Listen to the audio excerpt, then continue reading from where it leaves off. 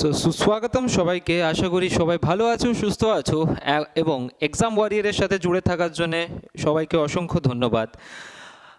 আমরা জানি ভালোভাবে কি আমাদের WBPSCর ক্লাস, আমাদের এক্সাম ওয়ারিয়র অ্যাপ্লিকেশন যেটা ইডব্লিউ প্রেপ অ্যাপ্লিকেশনে স্টার্ট হয়ে গেছে। নিয়মিতভাবে ক্লাস চলছে, সপ্তাহে 6 দিন হচ্ছে ক্লাস হচ্ছে। আমাদের ইডব্লিউ প্রেপ অ্যাপ্লিকেশনের ভিতরে কন্টেন্ট সেকশনে full of content and mock test আগের থেকেই হচ্ছে তোমাদের জন্য অ্যাভেলেবেল। সব কিছুর সাথে ইডব্লিউ প্রেপ অ্যাপ্লিকেশন তোমাদের কাছে চলে এসেছে। WBPSC জেইর হচ্ছে ক্লাস, যেটা সিভিলের ক্লাস অ্যান্ড স্পেশালিভাবে এক্সাম পয়েন্ট অফ ভিউকে রেখেই হচ্ছে এই ক্লাসগুলোকে, এই কন্টেন্টগুলোকে বানানো হয়েছে, যে কন্টেন্টগুলো তোমাদের একদম অ্যাভেলেবেল আছে অ্যাপ্লিকেশনের ভিতরে। ঠিক তো আমরা হচ্ছে পড়ছিলাম বিল্ডিং মেটেরিয়াল অ্যান্ড কনস্ট্রাকশন। আর বিল্ডিং মেটেরিয়াল অ্যান্ড কনস্ট্রাকশন সেটা সব থেকে ইম্পর্টেন্ট একটা topic exam point of view থেকে WBPSCর জন্যে, সেটা সবাই জানে। আর এটাতে তো বলার কোনো কিছু আর আলাদাভাবে কিছু নেই। তো আমরা হচ্ছে এর আগের দিনের ক্লাসে আমরা ডিসকাস করেছিলাম কি কত ধরনের ব্রিক্স হয়, তার অ্যাবজর্পশন ক্যাপাসিটি কি হয়, আর একটা ফার্স্ট ক্লাস ব্রিক্সের BIS অ্যাকর্ডিং টু 1077 এর তহত তার ক্লাসিফিকেশনস কি কি হওয়া উচিত, যেখানের ভিতরে আমরা কিছু কিছু ইম্পর্টেন্ট পয়েন্টসগুলোকেও নিয়ে চলেছিলাম। আশা করি কি ওই জিনিসগুলো সবার একদম পারফেক্টলিভাবে ক্লিয়ার আছে। ইয়েস অর নো একবার জাস্ট কমেন্ট বক্সে হচ্ছে কমেন্ট করে দাও। কালকে আমি একটা জিনিস বলে দিই, কালকে আমাদের প্রত্যেকটা চ্যাপ্টার শেষ হওয়ার সাথে সাথে, যেরকম আজকে আমাদের চ্যাপ্টার কমপ্লিট হয়ে যাবে এই ব্রিক্সটা, তো এই ব্রিক্সের থেকে কালকে 50টা কোশ্চেন, 50 অফ কোশ্চেন কালকে মক টেস্ট হবে অ্যাপ্লিকেশনের ভিতরে।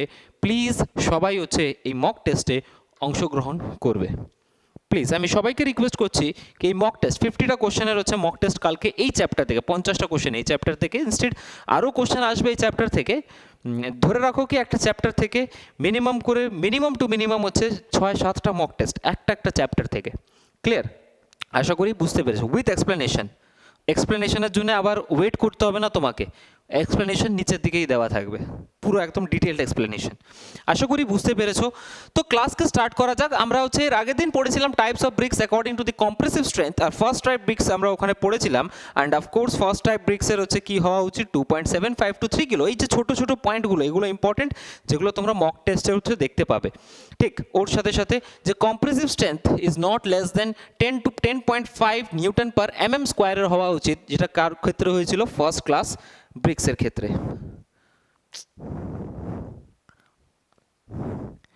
এই জিনিসগুলো আশা করি একদম পারফেক্টলিভাবে প্রত্যেকজনের ক্লিয়ার আছে। এর আগের দিন আমরা সেকেন্ড ক্লাস ব্রিক্সও পড়েছিলাম। সেকেন্ড ক্লাস ব্রিক্স হচ্ছে 24 ঘন্টা পর্যন্ত যদি জলের ভিতরে ডুবিয়ে রাখা হয়, তাহলে ওটা 22%-এর জন্য বেশি ওয়াটার অ্যাবজর্ব না করে, সেটাকেই আমরা বলে দিই কি that is known as a second class bricks. I hope কি তোমরা এটাও জানো। বাট মেইনলিভাবে কোশ্চেন আসবে কোথা থেকে? কোশ্চেন আসবে এই জায়গা থেকে, কম্প্রেসিভ স্ট্রেংথ। আমাকে একটুখানি উপরের দিকে উঠাতে হবে, নাহলে দেখতে পাবে না তোমরা। বলছি আমি, জাস্ট আ মিনিট, আমি সব কিছু বলে দিচ্ছি। কালকে আমাদের অ্যাপ্লিকেশনের ভিতরে, ইডব্লিউ প্রেপ অ্যাপ্লিকেশনের ভিতরে মেগা মক হবে। মেগা মক চ্যাপ্টার ওয়াইজ, যেই চ্যাপ্টার পড়বো তার সাথে সাথে যখন আমরা ডিটেল অ্যানালিসিস পড়ছি তার সাথে সাথে মক টেস্ট হবে। মক টেস্টের ডিটেল অ্যানালিসিস সলিউশন হিসাবে ওখানেই থাকবে মক টেস্টের নিচে। ওর সাথে সাথে আমি এমনিতেও ভিডিওতে বুঝিয়ে দেবো, বাট তার আগেই তোমরা সলিউশন ওখানেই পেয়ে যাবে উইথ ডিটেল অ্যানালিসিস। ক্লিয়ার আছে সবার কাছে? আই হোপ কি একদম পারফেক্টলিভাবে ক্লিয়ার আছে। এবার দেখো, আমরা ফার্স্ট ক্লাস ব্রিক্স আগের দিন পড়ে নিয়েছিলাম। সেকেন্ড ক্লাস ব্রিক্সের কোশ্চেন কোথা থেকে আসে? কোশ্চেন আসবে এখান থেকে কি সেকেন্ড ক্লাস ব্রিক্সের ক্ষেত্রে কম্প্রেসিভ স্ট্রেংথ যেটা হয়, এই কম্প্রেসিভ স্ট্রেংথটা কত হওয়া উচিত? আমরা জানি ভালোভাবে প্রত্যেকজনই is not less than 7.0 newton per mm square. I hope কি এটাও একদম প্রত্যেকজনের ভালোভাবে ক্লিয়ার আছে। প্লিজ নিয়মিতভাবে তোমরা ক্লাস করো। আর আমি এই সপ্তাহটা কেটে যাক, এর পরের সপ্তাহ থেকে সব দিনে হচ্ছে দুটো করে ক্লাস হবে। একটা হচ্ছে ইরিগেশন ইঞ্জিনিয়ারিংয়ের ক্লাস স্টার্ট করব আমি, ইরিগেশন ইঞ্জিনিয়ারিং, আর এখানে BMC, মানে প্রত্যেক দিন দুটো করে হচ্ছে ক্লাস হবে। আশা করি কি আমরা এক সপ্তাহ থেকে 2 সপ্তাহের ভিতরে এই টপিকগুলোকে হচ্ছে সমাপন, যেগুলো হাই মার্কস গেইন করে, মানে যেরকম BMC 10 থেকে 15 মার্কস তোমাদের এক্সামের পেপারে তোমরা দেখতে পাবে, এখান থেকে 10 থেকে 15 মার্কস। ঠিক ঠিক আছে, স্টিল স্ট্রাকচার ওগুলো আমরা পরে পড়বো, বাট আগে যেই চ্যাপ্টারগুলো 6-7টা চ্যাপ্টার আছে যেগুলো ইম্পর্টেন্ট, যেখান থেকে একটা একটা তোমরা কি কাজ করো, একটা সিলেবাস বের করো, যে সিলেবাসটা তোমাদেরকে দিয়েছে, আর ওই সিলেবাসে যেটা হয়ে গেছে সেটাকে আন্ডারলাইন করো, যেটা হয়ে যাবে সেটাকে আন্ডারলাইন করে রাখবে। দেখবে কি প্রত্যেকটা টপিক, প্রত্যেকটা যে সিলেবাসে যে টপিকগুলো দেওয়া আছে ওই প্রত্যেকটা টপিক ওয়াইজ হচ্ছে আমি কমপ্লিট করার চিন্তা ভাবনা করছি, মানে এই নোটসগুলোকে বানানোর চেষ্টা করেছি। তোমরা প্লিজ একবার দেখে নেবে ওখানে। ক্লিয়ার? তো যদি আমি কম্প্রেসিভ স্ট্রেংথ বলি, আমরা এটা আগের দিন পড়েছি কি ইজ নট লেস দেন কত হওয়া উচিত, 0.7.0 নিউটন পার mm স্কোয়ার। আরে यार বোর্ড আজকে একটুখানি প্রবলেম করছে আমাদের সাথে, পিছনে ব্যাকগ্রাউন্ড গ্রিন হয়ে যাচ্ছে। তো যাই হোক, থার্ড ক্লাস ব্রিক্সের ক্ষেত্রে আমরা দেখেছিলাম কি কম্প্রেসিভ স্ট্রেংথ কত হওয়া উচিত, compressive strength is not less than 3.5 newton per mm square. যদি কোনো ইন্টের compressive strength 3.5 newton per mm স্কোয়ারের নিচে হয়, তাহলে ওগুলোকে আমরা এই যে পিলা ব্রিক্স বা ঝামা ব্রিক্স এর ক্যাটাগরিতে রাখতে পারি, বাট ওগুলো আমরা ইউজ করি না সাধারণতভাবে। যার কম্প্রেসিভ স্ট্রেংথ কম্প্রেসিভ স্ট্রেংথ যেন 3.5 নিউটন পার mm স্কোয়ারের থেকে কম না হয়, যদি হয় তাহলে সেই ব্রিক্সগুলোকে আমরা ম্যাসনারির জন্য ইউজ করি না। এটা নিজের দিমাগে হচ্ছে ঢুকিয়ে রাখবে। আশা করি কি এইটুখানি ক্লিয়ার আছে। ফার্স্ট টাইপ ব্রিক্স কোথায় ইউজ হয়, সেকেন্ড টাইপ ব্রিক্স কোথায় ইউজ হয়, এটা আমরা কালকের ক্লাসেই পড়েছি। এই সব জিনিস আমরা কালকেই হচ্ছে ক্লিয়ার করে দিয়েছি। ঠিক, এবার দেখো এই জিনিসগুলো আমরা কালকের ক্লাসেই হচ্ছে দেখেছিলাম, তোমরাও জানো ভালোভাবে। কালকের ক্লাসে আমরা হচ্ছে দেখেছিলাম কি আমরা ব্রিক্সের জন্য mainly are of 4 operation are done in the process of manufacturing of bricks. In the sense একটা ব্রিক্সকে ম্যানুফ্যাকচার করার জন্য প্রথমে কি হয়, প্রিপারেশন অফ ক্লে হয়, দেন আফটার মোল্ডিং করি আমরা, তারপরে ড্রাইং করি, অ্যান্ড দেন আফটার আমরা কি করি, বার্নিং করি। Burning in the sense of ক্লিনে হচ্ছে করি আমরা, ক্ল্যাম্প বার্নিংও করি অ্যান্ড ক্লিন বার্নিংও করি। ঠিক সেই জিনিসগুলোকে আমরা পড়বো। অ্যান্ড ফার্স্ট অফ অল যে প্রিপারেশন অফ ক্লের ভিতরে কী কী প্রসেস আছে, আনসয়েলিং আছে, তারপরে ডিগিং আছে, তারপরে ক্লিনিং আছে, দেন আফটার ওয়েদারিং আছে, নেক্সট ব্লেন্ডিং, অ্যান্ড লাস্টে হচ্ছে আমরা কি করব, ট্যাম্পারিং করব। এই সব মেথডগুলো আই হোপ কি একদম পারফেক্টলি ভাবে তোমাদের, এটা কালকে আমরা বুঝেছিলাম। এই যে পাগ মিল, যেটাকে আমরা পাগিং করি, পাগ মিলের ভিতরে এই পাগ মিলের স্ট্রাকচার তোমরা কালকের ক্লাসে হচ্ছে দেখেছো আশা করি। Yes or no? একবার জাস্ট কমেন্ট বক্সে কমেন্ট করে দাও ফটাফট সবাই কি এতটা পর্যন্ত কালকের যে ক্লাস হয়েছে সেই ক্লাসটায় তোমরা সব কিছু বুঝতে পেরেছো, ইয়েস অর নো? একবার জাস্ট কমেন্ট বক্সে চলে এসো সবাই, আমি সবাইকে একসাথে দেখতে চাই, যেটাতে একটা মনোবল হচ্ছে বেস্ট হয় কি না আমরা হচ্ছে ক্লাস করছি, সবাই হচ্ছে অ্যাক্টিভ আছে। সবাই একবার জাস্ট কমেন্ট বক্সে চলে আসো। দেখো ফার্স্ট আমি একটা জিনিস বলে দিই, তোমাদের যদি প্রবলেম হয়, কোনো জিনিসের ভিতরে প্রবলেম হয়, সেটা রাত্রিবেলা 12টার সময় হতে পারে, কোনো অসুবিধা নেই। রাত্রিবেলা 12টার সময় হতে পারে, রাত্রিবেলা 1টার সময় হতে পারে, জাস্ট ফোন নাম্বার আছে আমার কাছে, আই হোপ একটা হচ্ছে কল করে দেবে কি দাদা আমার হচ্ছে পিডিএফ পৌঁছায়নি, দাদা আমার এই জিনিসটা হচ্ছে না, প্লিজ একবার হচ্ছে জাস্ট আমাকে ইনফর্ম করে দেবে। ক্লিয়ার? কোনো বেঝিঝক কোনো জিনিস নেই, তোমরা সাথে যখন আছো তো তোমরা আমার জন্য হচ্ছে অতিথি, অ্যান্ড অবভিয়াসলিভাবে তোমাদেরকে পাস করানোর দায়িত্ব আমার। তো অফকোর্স তোমাদের সাথে হচ্ছে নিয়ে চলতে হবে, আর বেস্ট অফ বেস্ট কন্টেন্ট তোমাদেরকে প্রোভাইড করতে হবে। এটাই উদ্দেশ্য নিয়ে আমরা আগের দিকে চলছি। আশা করি প্রত্যেকটা জিনিস তোমরা বুঝতে পারবে। ক্লিয়ার? যদি না বুঝতে পারো জাস্ট ওয়ান কল। ঠিক এই সব জিনিস আমরা হচ্ছে পড়েছিলাম কালকে। ওকে, এই সব জিনিসও আমরা মোল্ডিংও পড়ে নিয়েছিলাম কালকে, ড্রাইংও করে নিয়েছিলাম। ঠিক, বার্নিং,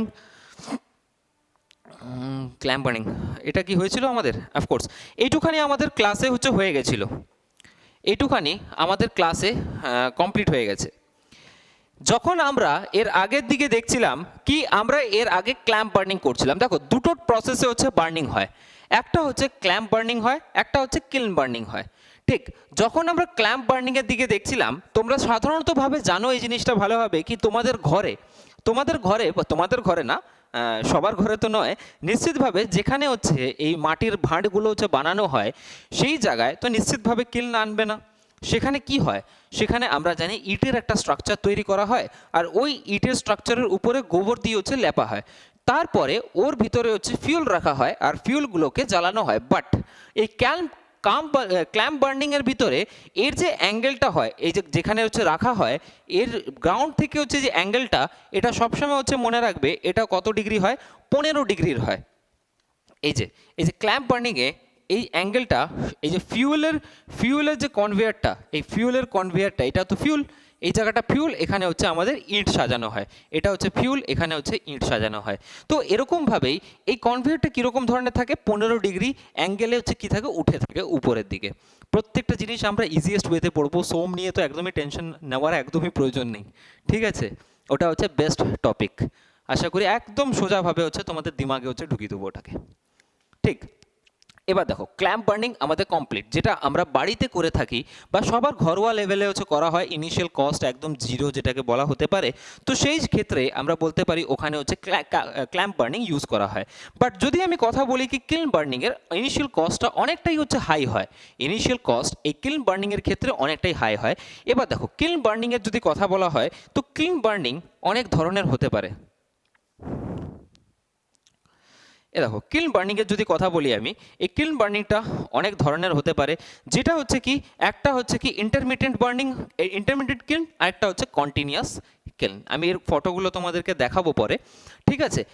ইন্টারমিডিয়েট কিল্নের ভিতরে হচ্ছে কি হয়, এলাহাবাদি কিল্ন যেটাকে বলা হয়, এটাকে ইন্টারমিডিয়েট কিল্নও বলা হয়। আর কন্টিনিউয়াস কিল্নের ভিতরে হচ্ছে তিনটে আছে, যেটাকে হচ্ছে বুক টেন্স কিল্ন, হাফম্যানস কিল্ন অ্যান্ড টানেল টাইপ কিল্ন। এই তিনটে প্রসেসে হচ্ছে আমরা এগুলোকে বার্নিং করতে পারি। ক্লিয়ার? এবার প্রসেস দেখো। প্রসেসের যদি কথা বলা হয়, তো ফার্স্ট প্রসেস আমাদের কাছে চলে আসে কি, প্রথম প্রসেস আমাদের কাছে চলে আসে বুল ট্রেঞ্চ কিল্ন। দেখো, এবার এই যে বুল ট্রেঞ্চ কিল্ন যেগুলো হয়, আমি এগুলো স্ট্রাকচার দেখাবো তোমাদেরকে। তো বুল ট্রেঞ্চ কিল্ন যেগুলো হয়, এগুলো আন্ডারগ্রাউন্ড হতে পারে বা পার্শিয়ালিভাবে আন্ডারগ্রাউন্ড হতে পারে। 60-40 রেশিওতে হচ্ছে ধরে রাখতে পারো কি, 40% হচ্ছে আন্ডারগ্রাউন্ড থাকে অ্যান্ড 60% উপরের দিকে থাকে।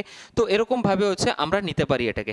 ইট is a most commonly use kiln in India. সব থেকে বেশি মাত্রাতে এই বুল ট্রেঞ্চ কিল্ন হচ্ছে ইউজ করা হয় আমাদের টোটাল অল ওভার ইন্ডিয়াতে। All operation like loading, burning, cooling, unloading can be done simultaneously. মানে একদিক থেকে লোড করছি, একদিক থেকে বার্ন করছি, অ্যান্ড অফকোর্স একদিক থেকে ঠান্ডা হচ্ছে আর একদিক থেকে আনলোডিং হয়ে যাচ্ছে।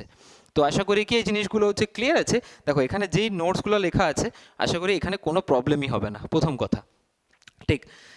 Next after during rainy season this kiln is not in use. কেন ইউজ হয় না? কেন কি না, ম্যাক্সিমামটাই হচ্ছে কি থাকে, মানে ধরে রাখতে পারি আমি 40% যখন এটা মাটির ভিতরে থাকবে, তো মাটির ভিতরে হচ্ছে জল জমায়েত হয়ে যেতে পারে। তো এই কারণের জন্য আমরা বলতে পারি কি, এই ক্লিনগুলোকে আমরা হচ্ছে ইউজ করি না যখন হচ্ছে রেনি সিজন হয়। তো অপারেশন রেনি সিজনের সময় হচ্ছে এই বুল ট্রেঞ্চ ক্লিনের হচ্ছে বন্ধ থাকে। Generally the capacity of trench clean is 2 lakh, মানে একসাথে 2 লাখ ইট একবারে হচ্ছে তৈরি হয়ে যেতে পারে এই বুল ট্রেঞ্চ কিল্নে। এবার দেখো, height between the roof and chimney, যে রুফ হয় আর চিমনি হয়, এর ভিতরে হাইট কত হয় একটা বুল ট্রেঞ্চ কিল্নের, যেটা হচ্ছে 6 থেকে 8 মিটার। আই হোপ কি এতটাও ক্লিয়ার আছে। দেখো, এবার ডাইমেনশন সবাই জানে কি ওভাল হয়, সার্কুলার হয়, এখানে তো কিছু বলার নেই। আর উইডথ অফ দ্য ট্রেঞ্চ, যে ট্রেঞ্চগুলো হয় সেই ট্রেঞ্চের হচ্ছে উইডথ কত হয়, 6 মিটার হয়। আর ডেপথ কত হয়, 2 থেকে 2.5 মিটার পর্যন্ত গভীর হতে পারে যে ট্রেঞ্চগুলো, মানে গর্তগুলো। Clear? Width of the trench 60 metre. Clear? তো এটা ছিল আমাদের বুল ট্রেঞ্চ কিল্ন। এরপরে হচ্ছে আমাদের কাছে চলে আসে হফম্যান কিল্ন। হফম্যান কিল্ন কি হয়, it is a completely over the ground kiln. মানে ইন দ্য সেন্স, আগেরটা আমরা বুল ট্রেঞ্চ কিল্ন পড়ছিলাম, যেখানে 40% অফ কিল্ন যেটা ভিতরের দিকে ঢুকেছিল আর 60%টা হচ্ছে বাইরের দিকে বেরিয়েছিল, যেটা রেনি সিজনে অপারেশনে আসতে পারে না। বাট এই যে হফম্যান কিল্নের যদি কথা বলা হয়, এই হফম্যান কিল্নটা কীরকম হয়, এটা পুরোপুরি একদম গ্রাউন্ডের উপরেই থাকে। তো এখানে তো বৃষ্টির কোনো অসুবিধা আশা করি কি হবে না, কেন কিনা জল ভরবেই না। তো এরপরে এটা কন্টিনিউয়াসলি ওয়ার্কিং কিল্ন হয় বা মডার্ন কিল্ন। যদি কোশ্চেন জিজ্ঞেস করে তোমাদেরকে কি আমাদের যে মডার্ন কিল্ন সব থেকে মডার্ন কিল্ন কোনটা, তো অবভিয়াসলি ভাবে এর আনসার কি হবে, হফম্যান কিল্ন। আশা করি এটাও বুঝতে পেরেছো। আর it can be used in a rainy season. Of course এটাকে রেনি সিজনে ইউজ করা হতে পারে। এবার দেখো, in this kiln, chimney is situated in the center of circle and having 10 to 20 chambers around it. ঠিক 10টা থেকে 20টা চেম্বার থাকে, আমি ফটোগুলো দেখাবো লাস্টে, ঠিক আছে। আর লেন্থ অফ একটা চেম্বারের লেন্থ কত হয়, 10 মিটার হয়, তার চড়াইটা হচ্ছে 5 মিটার হয়, আর হাইটটা হচ্ছে কত হয়, 2 মিটার হয়। টোটাল 10টা থেকে 20টা চেম্বার হতে পারে অ্যাপ্রক্স টু অ্যাপ্রক্স কার ভিতরে, হফম্যান কিলনে। যেই কিলটার ভিতরে আমরা রেনি সিজনে অপারেশন করতে পারি, ইন দ্য সেন্স বার্নিং করতে পারি, ওর সাথে সাথে এটাকে মডার্ন কিলনও হচ্ছে বলা হতে পারে। ক্লিয়ার আছে? আশা করি হফম্যান কিলন একদম পারফেক্টলি ভাবে ক্লিয়ার আছে। এবার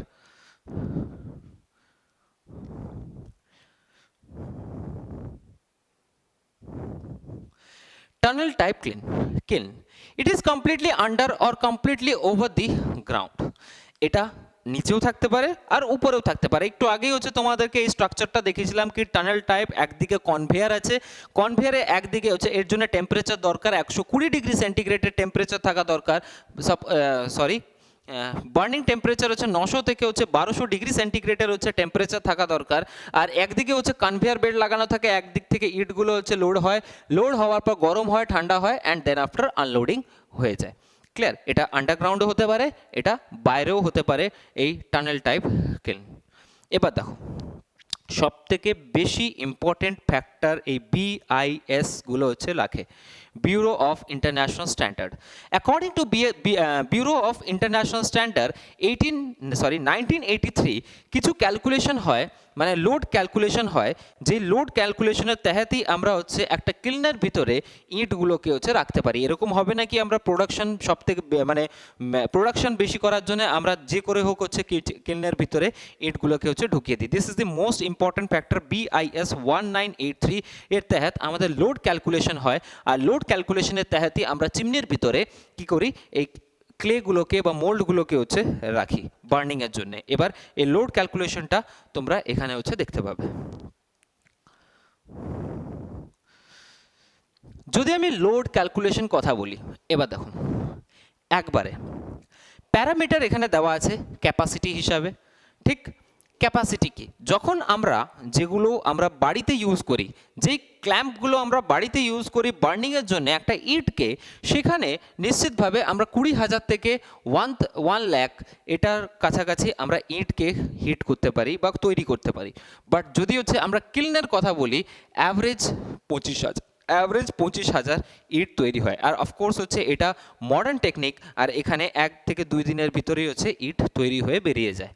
এটা তো সবার কাছে ক্লিয়ার আছে। এবার দেখো কস্ট অফ ফিউয়েল, যদি আমি ইন্ধনের কথা বলি, ইন্ধন কোনটার ভিতরে কম লাগবে, তো নিশ্চিতভাবে যেটা আমাদের বাড়িতে ইউজ হয় সেখানে হচ্ছে কস্ট অফ ফিউয়েল লেস হয়, বাট কিলনের ক্ষেত্রে কস্ট অফ ফিউয়েল কী হয়, হাই হয়। বাট ইনিশিয়াল কস্ট এটাতেও লেস হয়, কেন কিনা বানানোর সময় সেটাকে তোমরাও বানাতে পারো নিজের ঘরের ভিতরে ভাটি টাইপের, তো এটাকে বানানো যেতে পারে। বাট যদি আমরা কিলনের কথা বলি, এটার ইনিশিয়াল কস্টটা অনেকটাই হাই হয়ে যায়। এবার দেখো কোয়ালিটি, ক্ল্যাম্প থেকে আমরা 60% ফার্স্ট ক্লাস ব্রিক্স পেতে পারি, বাট কিলনের ভিতরে আমরা 80 থেকে 90% অফ ফার্স্ট ক্লাস ব্রিক্স আমরা ওখান থেকে পেতে পারি। তো সব থেকে বেশি এফিশিয়েন্ট কোনটা, সব থেকে বেশি এফিশিয়েন্ট হচ্ছে আমাদের কিলন।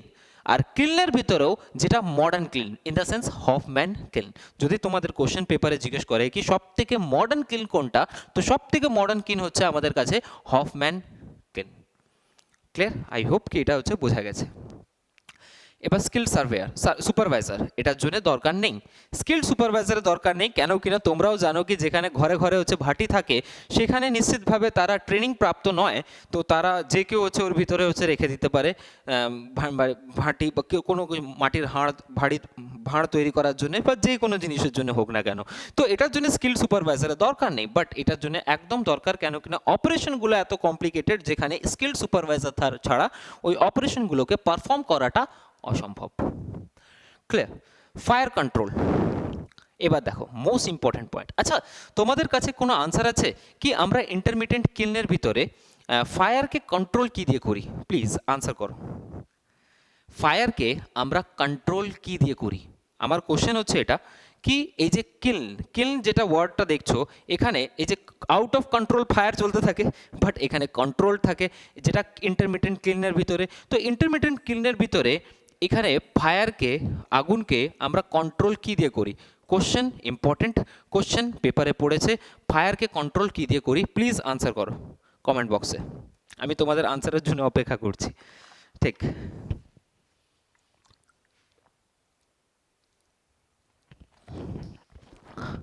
প্লিজ আনসার করো, এটা কি হবে? ফায়ারকে আমরা কিলনের ভিতরে কন্ট্রোল কি দিয়ে করি? প্লিজ একবার, আরে হাওয়া দিয়ে থোড়ি না হয়। প্লিজ তন্ময়, পিএম, প্লিজ একবার কমেন্ট বক্সে এসো, আর কমেন্ট বক্সে এসে একবার ফটাফট হচ্ছে কমেন্ট করে দাও, কি দিয়ে আমরা ফায়ারকে কন্ট্রোল করি? হাওয়া দিয়ে থোড়ি না হবে, হাওয়া দিলে এয়ার আরও বাড়বে। বাই স্যান্ড, আচ্ছা দেখো, বাই স্যান্ড দিয়ে যদি করি তাহলে আগুন তো বুঝে যেতে পারে, হ্যাঁ কি না? Yes or no? তো এর আনসার হবে ড্যাম্পার শিট। নামটাকে হচ্ছে লিখে রাখবে, damper sheet. Damper sheet, damper sheet পাওয়া যায়, আর এই ড্যাম্পার শিট দিয়ে আমরা ফায়ারকে কন্ট্রোল করি কেলনের ভিতরে। হ্যাঁ, তোমরা হচ্ছে ইঞ্জিনিয়ার, ইঞ্জিনিয়ার হচ্ছে মাহল বানাবে, মাহল মাহল তোমরা হচ্ছে বানাচ্ছ না, এটাই হচ্ছে প্রবলেম। আরে রেগুলেটর হিসাবে আমরা কাকে ইউজ করব? ড্যাম্পার শিটকে আমরা ইউজ করি। প্লিজ এটাকে নোট করে রাখবে, কেন কিনা এটা পেপারে পড়েছে, এইর পেপারে, অ্যাসিস্ট্যান্ট ইঞ্জিনিয়ারের পেপারে। আমি যেই কোশ্চেনগুলো দেখাবো প্রত্যেকটা টপিক আমি প্রত্যেকটা প্রিভিয়াস ইয়ার পেপার থেকে নিয়েছি, এমন নয় কি আমি নিজের থেকে হচ্ছে বানিয়ে দিয়েছি বা কোনো বই থেকে তোলা। তো প্রত্যেকটা কন্টেন্ট কন্টেন্ট নয়, প্রত্যেকটা কোশ্চেন প্রিভিয়াস ইয়ার পেপারের কোশ্চেন। ঠিক, আর যেগুলোকে আমি পয়েন্ট আউট করছি এগুলো হচ্ছে প্রিভিয়াস ইয়ার পেপারে পড়েছে। ক্লিয়ার? সুইটেবিলিটি, এবার দেখো সুইটেবিলিটি যদি কথা বলা হয় তো নিশ্চিতভাবে তোমরা প্রত্যেকজনই ভালোভাবে জানো কি সুইটেবিলিটির যদি কথা বলা হয় তো ফর স্মল স্কেল, সব কম নির্মাণ করার জন্য, মানে কম ব্রিক্সের যদি সাপ্লাই দরকার তাহলে আমরা কোন কিলকে ক্ল্যাম্প ইউজ করতে পারি। বাট যদি আমাদেরকে লার্জ স্কেলের প্রোডাকশন দরকার তো নিশ্চিতভাবে আমরা কাকে ইউজ করব? কিলকে ইউজ করব। আর কিলের ভিতরে হচ্ছে হফম্যান ক্লিনকে ইউজ করব, কেন কিনা ওটা আমাদের রেনি সিজনেও হতে পারে, অপারেশনটা রেনি সিজনেও হতে পারে, আর এমনিতে সামার সিজনে তো হতেই পারে। ক্লিয়ার? এবার দেখো, অ্যাক্সিডেন্ট বেশি হয়, নিশ্চিতভাবে সেফটি হচ্ছে কম থাকে, আর অ্যাক্সিডেন্ট এর ভিতরে কম হয়, এগুলোকে লেখার দরকার নেই। দেখো টাইম অফ হবে, এটা of, time of burning and cooling. দেখো, ক্ল্যাম্পের ক্ষেত্রে 2 থেকে 6 মাস লেগে যায় একটা সাপ্লাই করার জন্য। শিট হয় একটা, ওই শিট দিয়ে আমরা হচ্ছে কন্ট্রোল করি, ড্যাম্পার শিট, ড্যাম্প। আমি দেখাচ্ছি ড্যাম্পার শিট কি, ঠিক আমি কি করে বুঝাবো, ওটাকে দেখাতে হবে। ঠিক, ড্যাম্পার শিট কন্ট্রোলার হিসেবে কাজ করে কিলনের ভিতরে। ক্লিয়ার? এবার দেখো, time of burning and cooling ক্ল্যাম্পের ক্ষেত্রে 2 থেকে 6 মাস লাগে, কিন্তু যখন হচ্ছে আমরা কিলনে ইউজ করি তখন সে বার্নিংটা 1 ঘন্টার ভিতরেই শেষ হয়ে যাবে। ইন দ্য সেন্স আমাদের সব থেকে এফিসিয়েন্সি সব থেকে বেশি কার ভিতরে আসবে? কিলনের ভিতরে আসবে, rather than the clamp.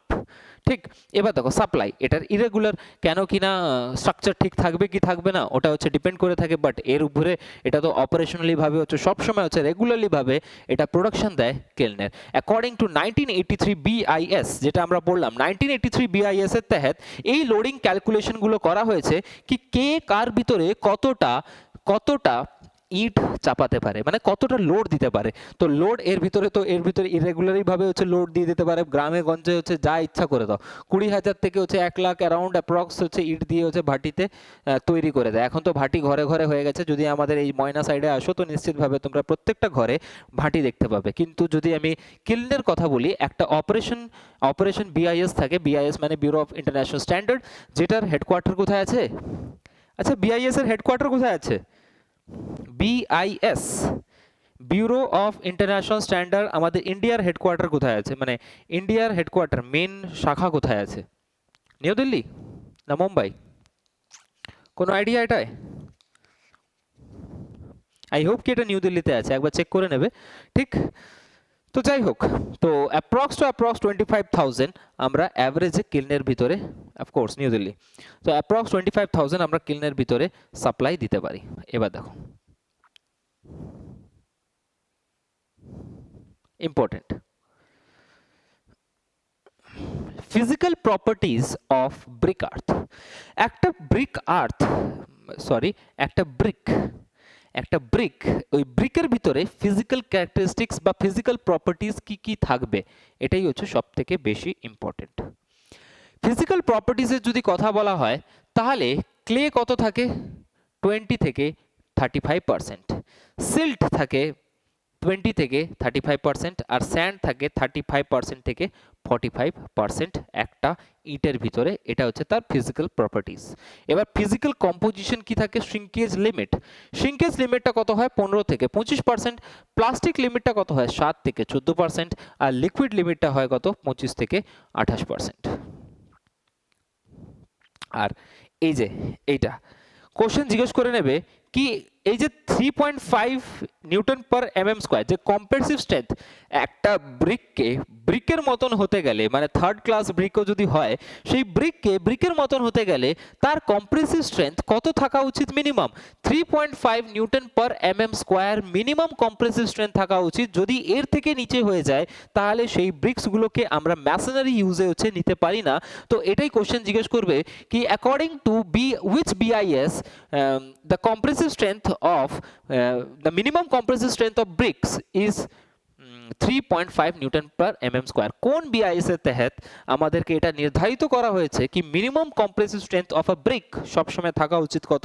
3.5 newton per mm square. তো অফকোর্স এটা কত থাকা উচিত? বিআইএস, আর সব জায়গায় বিআইএস মিস হয়ে গেছে, বিআইএস 3102 এর তহত এগুলো ছোট ছোট এমসিকিউ তৈরি করে দেয়।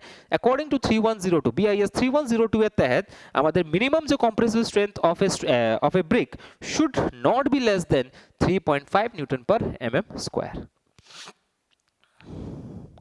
আর যেটা maximum compressive strength of burn brick কত থাকা উচিত? 35 newton per mm square. Please এই দুটো পয়েন্টকে নোট ডাউন করে রাখবে, মিনিমাম 3.5 আর maximum 35 newton per mm square. I hope কি এটা হচ্ছে ক্লিয়ার আছে। এবার দেখো, আমরা এটাও জানি ভালোভাবে কি আমাদের ব্রিক্স ফার্স্ট ক্লাস ব্রিক্স হয়, সেকেন্ড ক্লাস ব্রিক্স হয়, থার্ড ক্লাস ব্রিক্সও হয়, যেটা আমরা একটু আগে হচ্ছে পড়ে এসেছি। বাট যদি আমরা এ গ্রেড ব্রিক্সের কথা বলি, ফার্স্ট ক্লাসের ভিতরে আমরা দুটো ভাগে হচ্ছে ক্যাটাগরাইজ করে দিয়েছি। একটা হচ্ছে এ গ্রেড ব্রিক্স, একটা হচ্ছে ডবল এ গ্রেড ব্রিক্স। ঠিক দুটো ধরনের হচ্ছে ব্রিক্স তো হচ্ছে তিনটে ধরনের হয়, ঝামা ব্রিক্সও হয়, পিলা ব্রিক্সও হয়, ফার্স্ট ক্লাস ব্রিক্সও হয়, সেকেন্ড ক্লাস ব্রিক্সও হয়, থার্ড ক্লাস ব্রিক্সও হয়। সেটার ক্যারেক্টারিস্টিক্স তোমরা হচ্ছে পড়ে নিয়েছো, যেটার কম্প্রেসিভ স্ট্রেংথ হিসাবে আমরা দেখে নিয়েছি। বাট যদি আমি কথা বলি এই ফার্স্ট ক্লাস ব্রিক্সের অ্যাকর্ডিং টু 3102 বিআইএস 3102, এটাকে আমরা দু ধরনের হচ্ছে ক্লাসিফাই করতে পারি ফার্স্ট ক্লাস ব্রিক্সকে। ফার্স্ট ক্লাস ব্রিক্স প্রথমেরটা কি হয়? এ গ্রেড ব্রিক্স হয় একটা হয় double A grade bricks. A grade ব্রিক্সের ক্ষেত্রে 10.5 নিউটন পার এমএম স্কোয়ার থেকে 14 নিউটন পার এমএম স্কোয়ার পর্যন্ত তার কম্প্রেসিভ স্ট্রেংথ যদি থাকে বার্নিং এর পরে, তাহলে সেইগুলোকে আমরা বলে দেবো, সেই ব্রিক্সগুলোকে আমরা বলে দেবো কি that is known as the first class A grade bricks. যদি তার compressive strength 14 newton per mm square থেকে 35 নিউটন পার এমএম স্কোয়ারে থাকে, তাহলে সেগুলোকে আমরা বলে দেবো double A grade bricks. Clear? আশা করি এটাও একদম পারফেক্টলি ভাবে ক্লিয়ার আছে। আরে বোঝা যাচ্ছে তো? দেখো এরকমভাবে যদি আমি এটাকে নিয়ে যাই, তাহলে এগুলো আমরা খুব তাড়াতাড়িভাবে খুব ভালোভাবে রিপ্রেজেন্টেশনের সাথে তোমাদের কাছ পর্যন্ত পৌঁছাতে পারবো। একবার জাস্ট কমেন্টে চলে এসো, এইটুখানি বোঝা গেছে কিনা জাস্ট আমাকে জানিয়ে দাও। ঠিক, এই টেবিলটাকে তোমরা স্কিপ করতে পারো। রিফ্র্যাক্টরি ব্রিক্স, যেগুলোকে আমরা ফায়ার ব্রিক্সও বলে থাকি। ফায়ার ব্রিক্স মানে কি বোঝায়?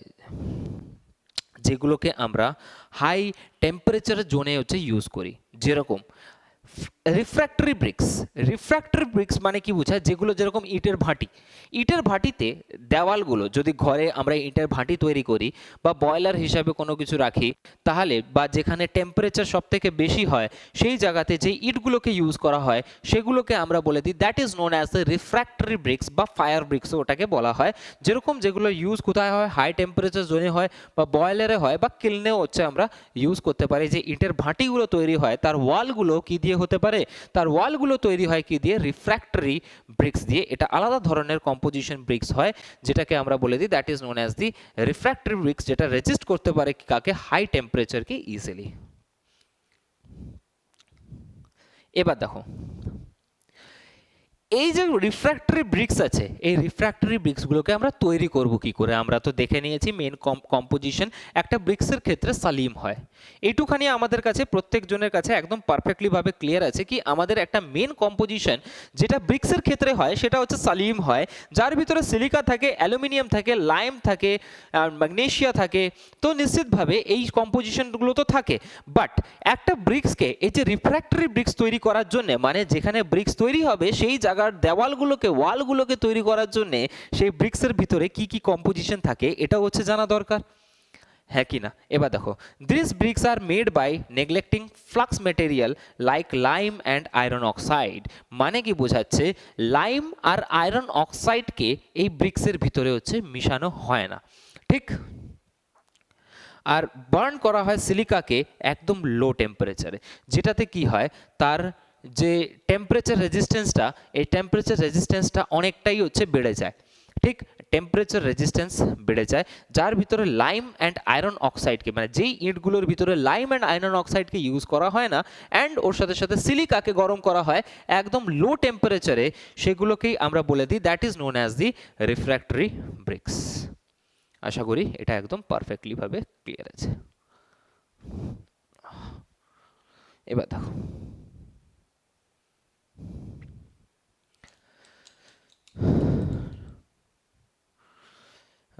এখানের ভিতরে আমাদের দুটো ধরনের হচ্ছে আসতে পারে জিনিসগুলো, যে এটা WAC এখানে লেখা আছে। WAC মানে কি বোঝাচ্ছে এখানে? Water absorption capacity.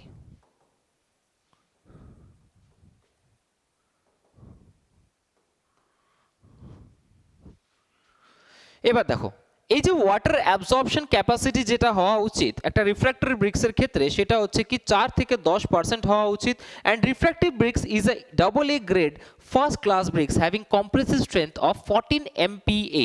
মানে যে রিফ্র্যাক্টিভ ব্রিক্সগুলো আমরা পড়ছি, সেই রিফ্র্যাক্টিভ ব্রিক্সের ক্ষেত্রে আমরা তো এমনি ফার্স্ট ক্লাস ব্রিক্স তো জানি ভালোভাবে কি যদি 20% অফ, যদি মানে 24 ঘন্টাতে যদি 20% অফ ওয়াটার অ্যাবজর্ব, যেন 20%-এর থেকে বেশি ওয়াটার অ্যাবজর্ব না করে, সেগুলোকে আমরা ফার্স্ট ক্লাস ব্রিক্স বলে থাকি। বাট এই যে রিফ্র্যাক্টরি ব্রিক্সগুলো হয়, এগুলো ফার্স্ট ক্লাস ব্রিক্সের AA গ্রেড ব্রিক্স হয়, আর যেটাকে আমরা, যার কম্প্রেসিভ স্ট্রেংথকে হচ্ছে রাখা হয়েছে কত? 14 MPa। AA grade bricks 14 MPa থেকে হচ্ছে, আমরা একটু আগেই হচ্ছে পড়লাম যেটা কি AA গ্রেড ব্রিক্স 14 MPa থেকে 35 MPa পর্যন্ত হচ্ছে যেতে পারে। এবার দেখো আমরা কি কি পড়ছি, আমরা 3-4টে জিনিস একসাথে ঘুরিয়ে ফিরিয়ে পড়ছি, সেই একই জিনিস পড়ছি।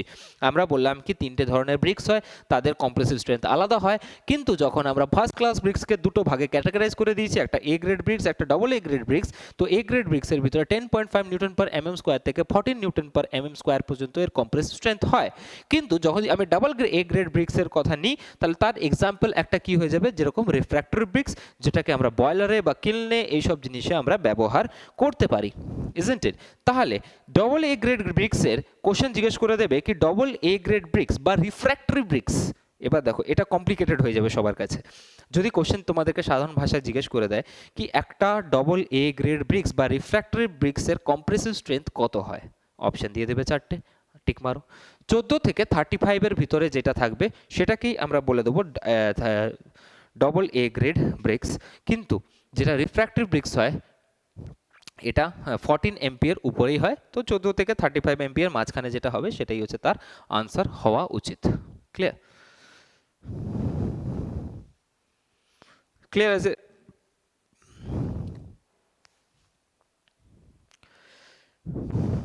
এবার দেখো, যদি আমরা এখানে একটা জিনিস আছে কম্প্রেসিভ স্ট্রেংথের উপরে ডিপেন্ড করে, যদি তার কম্প্রেসিভ স্ট্রেংথ মানে একটা ব্রিক্সকে যদি আমরা কম্প্রেস করি এত নিউটন পার mm স্কোয়ারে, মোল্ডের ভিতরে মোল্ডিং প্রেশার যেটা হয়, যদি এটা 2.3 থেকে 2.4 নিউটন পার mm স্কোয়ার হয়, তাহলে তার কম্প্রেসিভ স্ট্রেংথ কত আসবে? 13.9 থেকে 15 নিউটন পার mm স্কোয়ারে আসবে। বাট যদি আমরা তার মোল্ডিং প্রেশারটাকে 3 নিউটন পার mm স্কোয়ারে করে দিই, তাহলে তার এটা কি আসবে? কম্প্রেসিভ স্ট্রেংথ কত আসবে? 20 নিউটন পার mm স্কোয়ার। আশা করি এটা একদম পারফেক্টলি ভাবে ক্লিয়ার আছে সবার। এবার দেখো, এই যে রিফ্র্যাক্টরি ব্রিক্স, আমরা ফার্স্ট ক্লাস ব্রিক্সকে দুটো ভাগে ক্যাটাগরাইজ করে দিয়েছি, বাট রিফ্র্যাক্টিভ ব্রিক্সকে আমরা 3টে ভাগে ক্যাটাগরাইজ করে দেবো। একটা হয় কি অ্যাসিড ব্রিক্স, একটা হয় বেসিক ব্রিক্স, আর একটা হয় নিউট্রাল ব্রিক্স। ক্লিয়ার? দেখো সব জিনিসটা এই নোটসের ভিতরে আছে, অলরেডি আছে। এই নোটসটা যদি কেউ পড়ে নেয় সে যে কোনো এক্সামকে ক্লিয়ার করে দেবে আশা করি। ঠিক অনেক বারিকিভাবে হচ্ছে বানানো হয়েছে জিনিসগুলোকে, এক্সপেক্টেড কি তোমরা এগুলোকে করতে পারবে।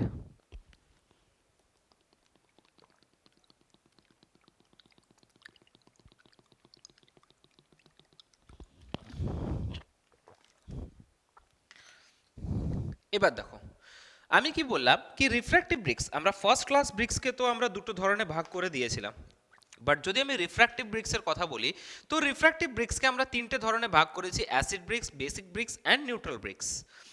এবার দেখো যেখানে acid effect high in such type of boiler and kiln underlying is done by the acid refractory bricks, যেখানে অ্যাসিডের মাত্রা সব থেকে বেশি, যে সয়েলগুলোতে অ্যাসিডের মাত্রা বেশি আছে, তো সেই ক্ষেত্রে আমরা অ্যাসিড ব্রিক্সকে হচ্ছে ওই ক্ষেত্রে ইউজ করতে পারি। আর অ্যাসিড ব্রিক্স হচ্ছে কি কি দিয়ে হচ্ছে তৈরি হয়? অ্যাসিড ব্রিক্স একটা হয় সিলিকা ব্রিক্স আর একটা হয় ফায়ার ব্রিক্স।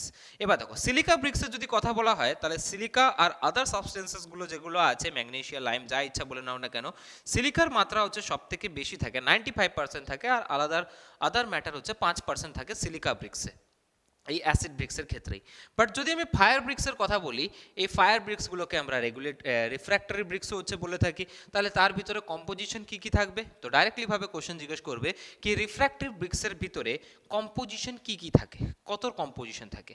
তো 50 থেকে 75% হচ্ছে সিলিকা থাকে, 20 থেকে হচ্ছে 40% হচ্ছে অ্যালুমিনা থাকে, আর 10% হচ্ছে আদার জিনিস থাকে। এটা প্রত্যেকজনই ভালোভাবে জানো। ক্লিয়ার? আশা করি এটা বুঝতে পেরেছো। এবার দেখো বেসিক ব্রিক্স কি হয়, যেখানে বেসিকের এফেক্টটা বেসের মাত্রা, এই ক্লের ভিতরে বেসের মাত্রা হচ্ছে বেশি হয়, সেই ক্ষেত্রে আমরা বেসিক ব্রিক্সগুলোকে ইউজ করি, যেরকম বক্সাইড ব্রিক্স হতে পারে, ম্যাগনেস্টিক ব্রিক হতে পারে, বা ডোলামাইট ব্রিক্স হতেই পারে। ঠিক এগুলোকে তোমরা একটুখানি হচ্ছে হোমওয়ার্কও করবে, নিজের থেকে হচ্ছে দেখার চেষ্টা করবে ঠিক কীরকম ধরনের ব্রিক্সগুলো হয়, আমি এখানে লাগাতে পারিনি। নিউট্রাল ব্রিক্স, এবার দেখো যেখানে অ্যাসিড আর বেসিক এফেক্টটা নেই সেখানে আমরা নিউট্রাল ব্রিক্স হচ্ছে ইউজ করি, যেটাকে ক্রোম ব্রিক্সও বলা হয়, ম্যাগনেসাইট ব্রিক্সও বলা হয়, ম্যাগনেসাইট ব্রিক্সও বলা হয়, আর স্পাইনাল ব্রিক্সও বলা হয়। এবার দেখো হলো ব্রিক্স। হলো ব্রিক্স মানে কি? নোট যেগুলো আছে ইম্পর্টেন্ট এগুলো। হলো ব্রিক্স ব্রিক্স কি? যদি কোনো ঘরকে, যদি কোনো স্টোরেজ ক্যাপাসিটিকে সাউন্ড প্রুফিং করতে হয়, কোশ্চেন জিজ্ঞেস করবে কি সাউন্ড প্রুফিং করার জন্য আমরা কোন ব্রিক্সকে ইউজ করতে পারি। তো সাউন্ড প্রুফিং করার জন্য আমরা কোন ব্রিক্সকে ইউজ করব? অফকোর্স সাউন্ড প্রুফিং করার জন্য আমরা কোন ব্রিক্সকে ইউজ করছি? এখানে হলো ব্রিক্সকে ইউজ করছি। এটাতে কি হয়, থার্মাল ইনসুলেশনও হতে পারে, বা গরম ভাবটা হচ্ছে আসবে না, কেন কিনা ভিতরটা হচ্ছে এর হলো। ঠিক হলো থেকেই হচ্ছে তোমরা বুঝে গেছো। আর হিট প্রুফিং, ড্যাম প্রুফিং বা সাউন্ড প্রুফিং, এই তিনটে জিনিস করার জন্য আমরা হচ্ছে কোন ব্রিক্স ইউজ করতে পারি? এখানে হচ্ছে আমরা হলো ব্রিক্স ইউজ করতে পারি। আশা করি এইটুখানি প্রত্যেকজনের ক্লিয়ার আছে। এবার দেখো এগুলো সব থেকে বেশি ইম্পর্টেন্ট। ঠিক এই যে একটা ব্রিক্সের colour of bricks for different condition. ঠিক colour of bricks for different condition, দেখো এই জিনিসটা ইম্পর্টেন্ট, একটা ফ্যাক্টর দায়রা ক্লিয়ার করে দেয় আমাদের এক্সাম পয়েন্ট অফ ভিউতে।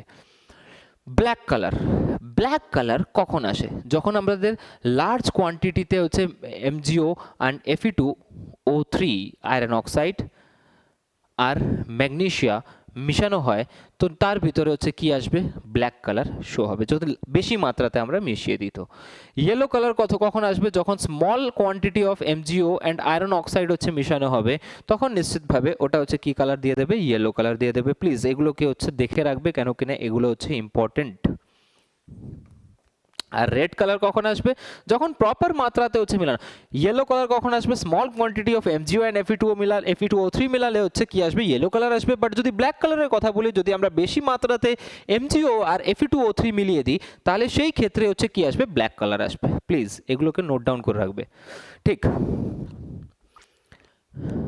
এবার blue green colour. Blue green colour কখন আসবে? যখন অ্যালকালি প্রেজেন্ট থাকবে আর ওগুলোকে হাই টেম্পারেচারে আমরা বার্ন করে দেবো, তখন সে তার কালারটা কীরকম হয়ে যাবে? ইটের কালার হয়ে যাবে ব্লু গ্রিন কালার, ঠিক। আর হোয়াইট কালার যখন একদম পিওর ক্লে হবে, তার ভিতরে কোনো কম্পোজিশন নেই, তখন ওটা হোয়াইট কালার শো করবে। আর ব্রাইট রেড, একদম ডার্ক রেড যেটাকে বলা হয়, বা ডার্ক ব্লু, এটা আমরা আগেও পড়েছি। তো large quantity of iron oxide, iron অক্সাইডের মাত্রা যদি আমরা বেশি মাত্রাতে মিশিয়ে দিই, তাহলে ওটা ব্রাইট রেড কালার শো করবে বা ডার্ক ব্লু শো করবে যখন আমরা ওটাকে ওভারহিট করে দেবো। তো ক্লিয়ার? আশা করি এই যে পয়েন্টটা, এই চার্টটা খুবই ইম্পর্ট্যান্ট একটা দায়রা ক্লিয়ার করে এক্সাম পয়েন্ট অফ ভিউ থেকে। হ্যাঁ, তোমরা এই ব্রিক্সের শেপ তো দেখেইছো, আর এগুলোকে ঘুরিয়ে ফিরিয়ে দেখানোর কোনো মানে হয় না, ঠিক। এবার দেখো, এগুলো ইম্পর্টেন্ট কেন কি না, এর পরের যে টপিকটা আছে যে কীরকম ধরনের ব্রিক্সের স্ট্রাকচার আমরা তৈরি করি, ফ্লেমিশ বন্ড, ইংলিশ বন্ড, যে বন্ডগুলো আমাদের সামনে আছে, ওই বন্ডগুলো হচ্ছে ইম্পর্টেন্ট আমাদের এক্সাম পয়েন্ট অফ ভিউ থেকে। আর সব থেকে মডার্ন, আচ্ছা তোমরা একটুখানি আমাকে আনসার দাও, সব থেকে স্টাইলিশ বন্ড কোনটা?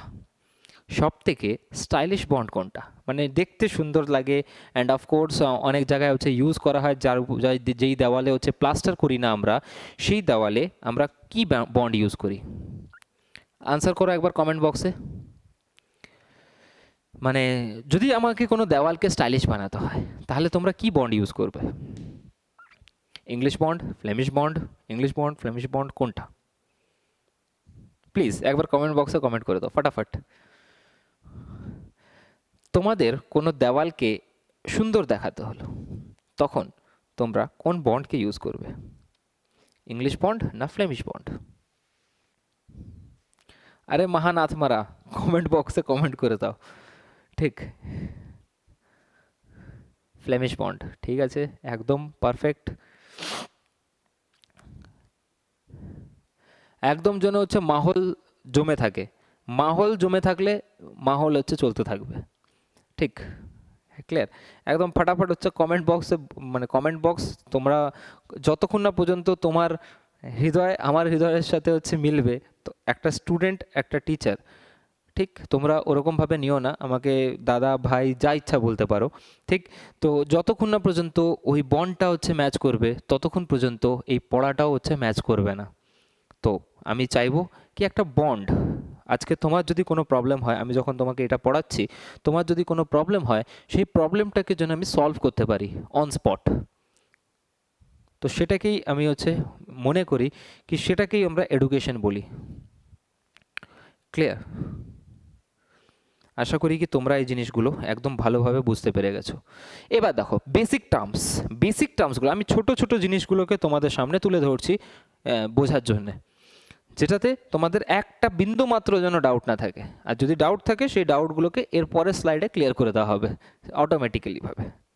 দেখো এবার basic terms on the basis of bricks. এই ব্রিক্সের যে বেসিক টার্মগুলো হয়, যখন আমরা একটা ম্যাসনারিতে ব্রিক্সকে ইউজ করি, একটা ম্যাসনারিতে যখন ব্রিক্স ইউজ করা হয়, তো ওই যে ব্রিক্সগুলো যেগুলো ইউজ করি, সাপোজ ধরো তোমার একটা ঘর হলো, তো ঘরে তুমি যখন একটা সাইটে গেলে, সাইটে গিয়ে তোমাকে বললো বা ইন্টারভিউতে বললো, যেটা অ্যাটমসফিয়ারের মানে বাইরের দিকে থাকে, সেই ফেসটাকে আমরা কি বলি?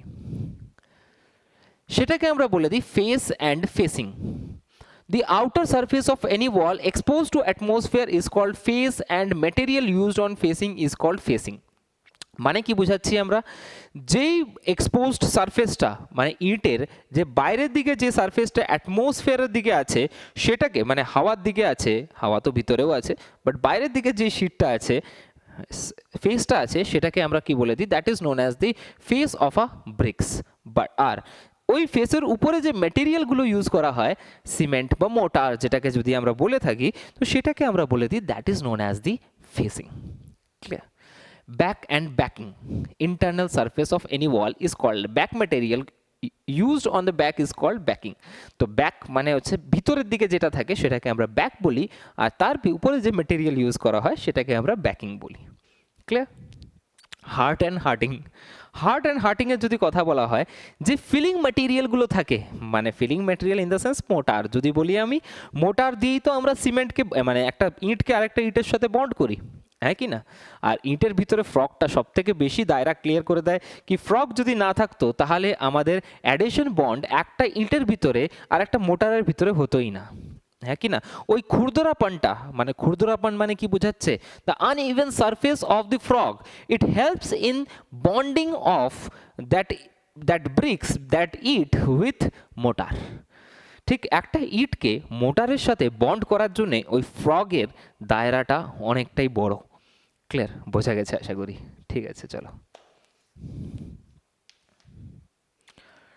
ঠিক, ক্লিয়ার? হার্ট মানে কি? The filling material in the cavity wall is known as the heart. যে ফিলিং ম্যাটেরিয়ালগুলো আমরা পুট করি, ভরি, সেগুলোকে আমরা বলে দিই হার্ট। হার্ট হৃদয়, ওটা ছাড়া ইট খোঁজা পড়ে যাবে। ঠিক? Course, the horizontal layer of a bricks or stone masonry is called course. The horizontal layer in the sense উপরে উপরে থাক থাক করে যখন আমরা ইটকে জমিয়ে দিই তখন সেইগুলোকেই আমরা বলে দিই that is known as a course. Bed joint, আর দুটো হরাইজন্টাল জয়েন্টের ভিতরে দুটো কোর্সের ভিতরে জয়েন্টটাকে আমরা বলি বেড জয়েন্ট। আর দুটো বেড জয়েন্ট, একটা কোর্স আসছে উপর থেকে, একটা কোর্স আরেকটা কোর্স তার জয়েন্ট, সেটাকে আমরা বলে দিই that is known as the bed joint. আর এইটার ক্ষেত্রে the joint is always parallel to the face of a wall, সেটা সবসময় হচ্ছে কি হবে? প্যারালাল হবে। Course joint, vertical joint between two chords is known as the course joint. It is always normal to the face of the wall. আমি দেখাচ্ছি স্ট্রাকচারগুলো। ঠিক, এবার দেখো bed joint. Bed joint this one, একটা ইট রেখে দিলে, সাপোজ ধরে নাও কি একটা ইট রাখা আছে, ধরে নাও এটা একটা ইট, এই ইটের ভিতরে তুমি দুটো হচ্ছে এরকমভাবে ইট রেখে দিলে, আবার হেডার রেখে, এটা এদিকে স্ট্রেচার আছে, এদিকে দুটো হেডার আছে, তো এই যে জয়েন্টটা হবে, এই জয়েন্টটাকে আমরা বলে দিই that is known as the bed joint. আর এর মাঝখানে যে জয়েন্টটা হয় সেটাকে আমরা বলে দিই that is known as the cross joint. Clear? বুঝতে পারছো?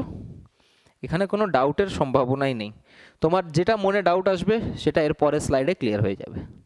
ঠিক, বেড জয়েন্ট মানে সাপোজ ধরুন একটা স্ট্রেচার, আমি ধরে নিলাম কি এটা একটা স্ট্রেচার মানে ইন দ্য সেন্স ব্রিক্সের যে সব থেকে লেন্থটা, এটাকে আমরা স্ট্রেচার বলে থাকি।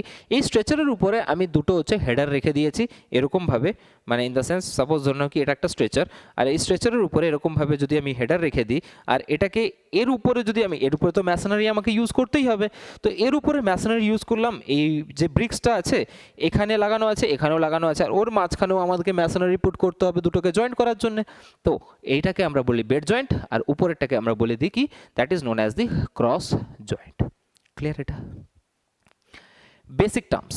এবার দেখো হেডার সবাই জানে 90 mm ইন্টু 90 mm হয়, 90 এটা 90 হয়, 90 হয়, মানে ইটের যে সামনের পার্টটা, এই পার্টটাকে আমরা that is known as the header. এটাকে আমরা কি বলি? This is known as header, মাথা, এটাকে আমরা মাথা বলি।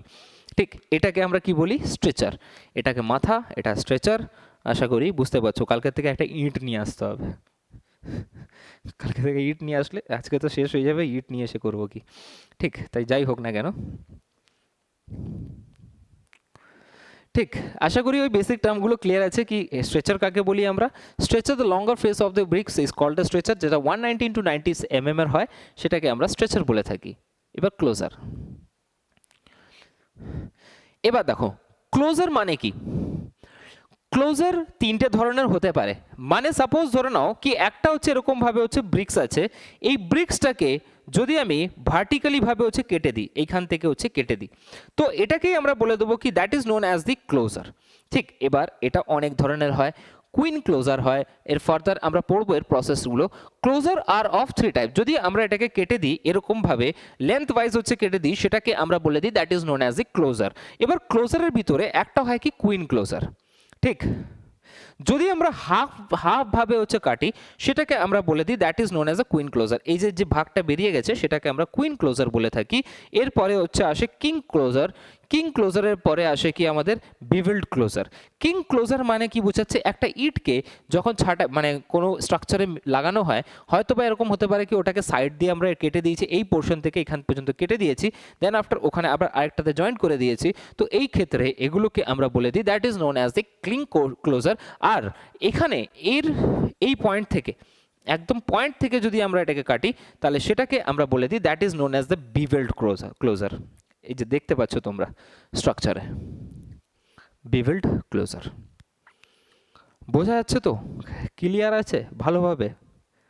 আরে বোঝাতে পারছি? একবার জাস্ট কমেন্ট বক্সে কমেন্ট করে দাও, না কমেন্ট করলে মাহল জমছে না। প্লিজ ফটাফট হচ্ছে একবার কমেন্ট বক্সে কমেন্ট করে দাও। বোঝাতে পারছি তো?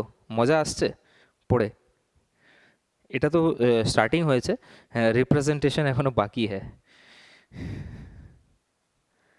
হ্যাঁ কি না তন্ময়?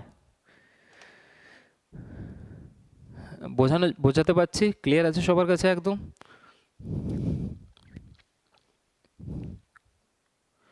এবার দেখো প্যারাপেট ওয়াল। প্যারাপেট ওয়ালের যদি কথা বলি আমি, প্যারাপেট ওয়াল কি হয় আমরা জানি।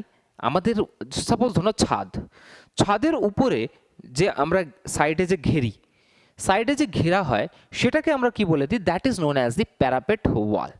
ঠিক,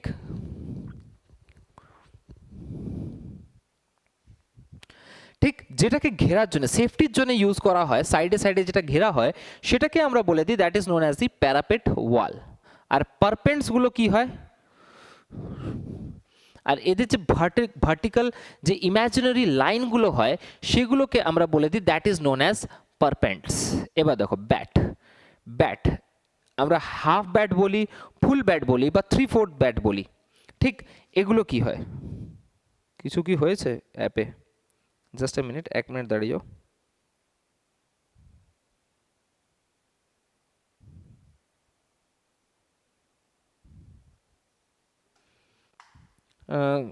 কিছু অসুবিধা হচ্ছে কি? আচ্ছা একবার বলে দাও আমাকে, কি কোনো কিছু প্রবলেম আসছে না লাইভ চলছে? তাপস একবার হচ্ছে আমাকে কমেন্ট বক্সে কমেন্ট করে দাও কি সব কিছু ঠিক আছে তো, সাউন্ড ক্লিয়ার আছে, লাইভ ঠিকঠাকভাবে চলছে তো?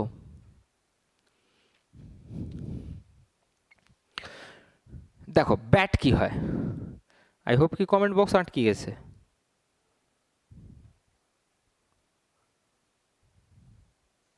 ওকে ঠিক আছে চলো। ব্যাটের যদি কথা বলি আমি, যদি আমি কোনো ব্রিককে কাট করি অ্যালং উইথ, মানে তার চড়াইয়ের দিক থেকে হচ্ছে যদি আমরা ওটাকে ভাঙি, চড়াই মানে কি বোঝাচ্ছে, আমরা যার হেডারের এর দিক থেকে ভাঙি, হেডারের দিক থেকে যদি আমি ভেঙে দিই ওটাকে, ধরো সাপোজ ধরো কি এটা, ঠিক এটাকে যদি আমি অর্ধেক করে দিচ্ছি, ঠিক when brick is cut along widthwise মানে চড়াইয়ের দিক থেকে যদি আমরা ওটাকে কাটি তাহলে সেটাকে আমরা বলে দিই দ্যাট ইজ নোন অ্যাজ কি ব্যাট, সেটাকে আমরা ব্যাট বলি, সেটাকে আমরা কি বলি, ব্যাট বলি। এবার ব্যাট হচ্ছে অনেক ধরনের হয়, একটা হয় কি হাফ ব্যাট, যেটাকে আমরা হাফ ব্যাট বলি, 1/2 ব্যাট মানে অর্ধেক যদি আমি কেটে দিই সেটাকে হাফ ব্যাট বলি। আর আরেকটা ব্যাট হয় কি 3/4 ব্যাট। দেখো ব্যাটগুলো ইম্পর্টেন্ট, যখন আমরা এইখান থেকে হচ্ছে কাটবো তো এই পোর্শনটা আমরা কি বলবো, আমরা যখন তার উইথ ওয়াইজ হচ্ছে কাটবো তো এই পোর্শনটাকে আমরা বলবো 3/4 ব্যাট, মানে হেডারের দিক থেকে যদি আমরা ভেঙে দিই এটাকে তো এই সাইডটাকে যদি কেটে দিই তাহলে এই পোর্শনটাকে আমরা বলে দিই that is known as the 3/4 bat. আর অফকোর্স এটা হচ্ছে ক্লিয়ার আছে, সেটাকে আমরা ব্যাট বলে থাকি, একটা হয় হাফ ব্যাট আরেকটা কি বুঝাই আমরা 3/4 ব্যাট। এবার দেখো কিং ক্লোজার একটু আগেই আমরা পড়ে দেখেছিলাম কি কিং ক্লোজার সবসময় বাইরের যে দেওয়ালে জল যেন না ঢুকে যায় কোনো একটা ফাঁক থেকে, সেই জন্যে আমরা সব থেকে বাইরের যে দেওয়ালটা হয় সেখানে আমরা কাকে ইউজ করি, কিং ক্লোজারকে ইউজ করি, in the sense this one. এখানে যদি আমরা এই স্ট্রাকচারটা ইউজ করি তাহলে জল হচ্ছে কি হতে পারে না, ঢুকতে পারে না, কোনো গ্যাপ থাকে না, যেরকম আমরা এখানে দেখব। King closer is used on the outer wall to protect from rainy water, কোনো জল থেকে প্রোটেক্ট করার জন্য বা কপিং করার জন্য, মানে কাপলিং যেটাকে বলা হয়। ঠিক, একটা ইঁটকে আরেকটা ইঁটের সাথে স্ট্রংলি ভাবে বন্ড করার জন্য যাতে ওর ভিতর থেকে জল না ঢুকে যায়, তাহলে আমরা কি করি ওটার জন্য কিং ক্লোজার ইউজ করা হয় যেন জল না তার ভিতরে হচ্ছে এন্টার করে। এমনিতে ইনস্টিড আমরা জানি ভালোভাবে কি কোনো দেওয়াল থেকে মানে এ কোনো ছাদা থাকলে সেখান থেকে জল ঢুকে যায়, কিন্তু ইঁটের ভিতরে যদি কিং ক্লোজার ইউজ করা হয় তাহলে সেখান থেকে হচ্ছে জল ঢোকে না। ক্লিয়ার? একটা বেভেলড ক্লোজার, কিং ক্লোজার আর কুইন ক্লোজার। ক্লিয়ার? এবার দেখো বুল নোজ ক্লোজার, এই পয়েন্টগুলো জেনে রাখো, কেন কিনা এগুলো ইম্পর্টেন্ট। হঠাৎ করে তোমাকে ইন্টারভিউতে জিজ্ঞেস করে দিল বুল নোজ ক্লোজার। বুল নোজ ব্রিক্স কি হয়, যদি তার কর্নারগুলো রাউন্ড হয়, মানে when the corner of bricks are round in a portion it is called the bull nose brick। মানে কর্নার, ইটের যে কর্নারগুলো, ইটের কর্নার কিসের জন্য ঠিক থাকে, সিলিকার জন্য ঠিক থাকে, এটা তো আমরা জানি। সিলিকার প্রপোর্শন যদি ঠিক থাকে তাহলে ইটের কর্নারগুলো হচ্ছে কি থাকবে, ভাঙবে না। বাট যদি ইটের কর্নারগুলো রাউন্ড করে দিই, আমরা গোল করে দিই, সেটাকে আমরা বলে দিই that is known as a bull nose brick. Coping, coping তো তোমরা জানো, কপিং ইন দ্য সেন্স এই যে কুইন ক্লোজারকে আমরা হচ্ছে কি করে দিয়েছি, জুড়ে দিয়েছি। ঠিক একটা ইটকে ভেঙে ওরকমভাবে such walls having their top width directly open to atmosphere then to cover this part sloping impervious course is called coping। মানে ইন দ্য সেন্স যদি কোনো ব্রিক বাইরের দিকে থাকে আর ওখান থেকে জল ঢোকার সম্ভাবনা আছে, তো সেই জায়গাতে আমরা কিং ক্লোজার লাগিয়ে ওটাকে কপিং করে দিই, যাতে ওর ভিতর থেকে জল না ঢুকতে পারে। ঠিক ক্লিয়ার আছে এটা, আশা করি বুঝতে পেরে গেছো। এবার দেখো মোস্ট ইম্পর্টেন্ট ফ্যাক্টর, এগুলোই তো পেপারে আসে, হ্যাঁ কি না। Types of bond, header bond, stretcher bond, এটা হচ্ছে জানো সবসময় ভালোভাবে তোমরা। আমরা টাইপস অফ বন্ড পড়েছি, আমরা যখন আমরা বিএমসি পড়ি ব্রিক্সের ক্ষেত্রে আমরা টাইপস অফ বন্ড পড়ে থাকি। একটা বন্ড হয় হেডার বন্ড, বাট ওখানে অল্টারনেটিভ কোর্সে, অল্টারনেটিভ কোর্স মানে এই যে দুটো অল্টারনেটিভ কোর্সে সবসময় হচ্ছে 3/4 ব্যাট লাগানো থাকে, যাতে এই লাইনগুলো হচ্ছে জয়েন্টগুলো যেন কি না হয়, কোর্স জয়েন্ট, কোর্স জয়েন্টগুলো যাতে সমান না আসে। কেন কিনা যদি এগুলো হচ্ছে সমান হয়ে যায় তাহলে তার স্ট্রেংথও হচ্ছে কমে যাবে, আর অফকোর্স হচ্ছে চিরকি ফাট, এই চিরকি ফাটও হচ্ছে মাঝখান থেকে নিয়ে নেবে, মানে দুটো স্ট্রাকচার আলাদা হয়ে যেতে পারে। তো এই কারণের জন্যে আমরা এখানে অল্টারনেটিভ কোর্সে, হেডার কোর্সের ভিতরে অল্টারনেটিভ কোর্সে 3/4 ব্যাট ইউজ করি, যাতে এটা কি হয়ে যায়, এটা হচ্ছে আমাদের এই যে কোর্স বেডটা, কোর্স জয়েন্টটা, এটা যেন আলাদা আলাদা থাকে। ক্লিয়ার? তো এখানে ওটাই লেখা আছে, আর কিছু লেখা নেই। ক্লিয়ার? আর মিনিমাম যদি দেওয়ালকে, ওয়ালকে 9 ইঞ্চ থিক করতে হয়, মানে 9 ইঞ্চ থিকনেস যদি চাই, তাহলে আমরা হেডার ওয়াল ব্রিক্স মানে হেডার ব্রিক্স হচ্ছে ইউজ করব, হেডার বন্ড ইউজ করব। ক্লিয়ার আছে এটা? আর প্রত্যেকটা অল্টারনেটিভ কোর্সে 3/4 ব্যাট আমরা লাগাই।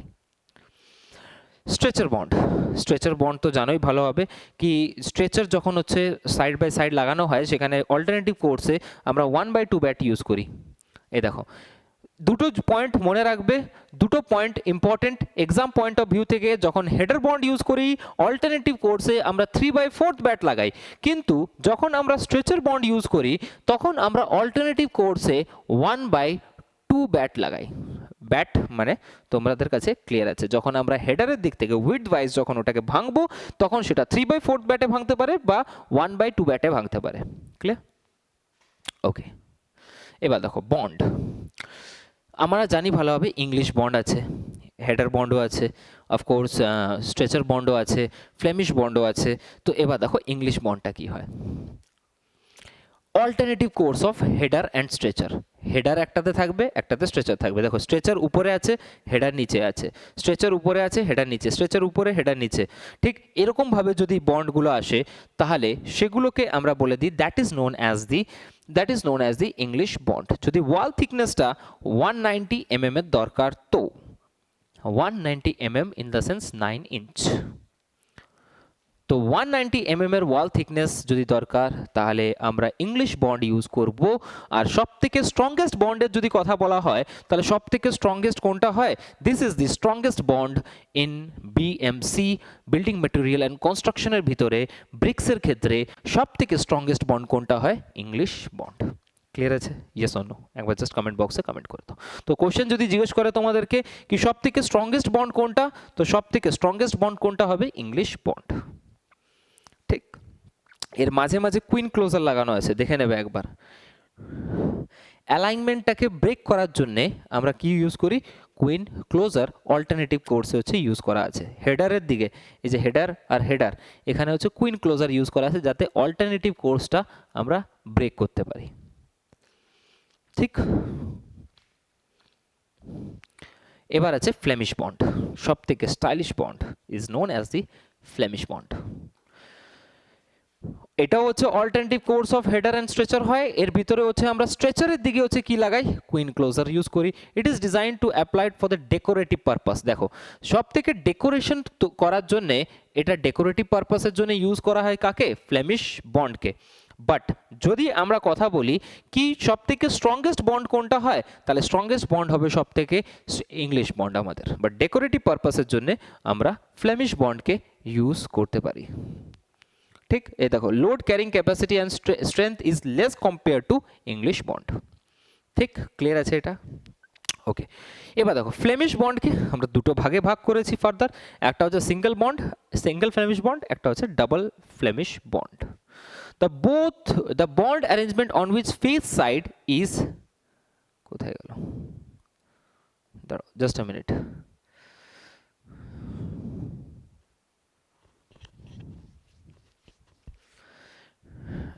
দেখো এটাকে হচ্ছে স্কিপ করো এখন।